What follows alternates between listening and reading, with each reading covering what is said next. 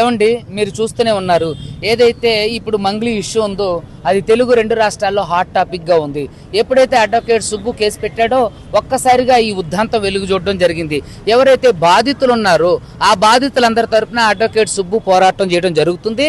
నన్ను బెదిరించి భయపెట్టించే క్రమంలో మంగ్లీ నా మీద కంప్లైంట్ చేయడం జరిగింది. నేను ఎప్పుడు వ్యక్తిగతంగా మంగ్లీ గారిని దూషించలా, మంగ్లీ గారిని అంటే విభేదించలా, ఆవిడ పైన తప్పుడు ఆరోపణ చేయాల. ఆన్ బిహాఫ్ ఆఫ్ నా క్లయింట్స్ ద్వారా మాత్రమే నేను మాట్లాడడం జరిగింది.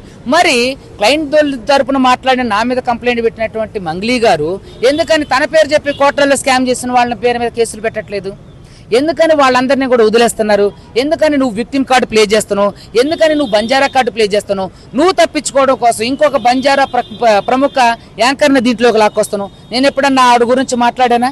ఎప్పుడన్నా ఆవిడ గురించి ప్రస్తావించానా? నేను ఎప్పుడన్నా బిగ్ బాస్ గురించి మాట్లాడానా? నేను భరతనాట్యం డాన్సర్ అని ఎప్పుడన్నా చెప్పానా? నేను ఏదన్నా నేను పలానా అని ఎప్పుడన్నా దీని గురించి మాట్లాడానా?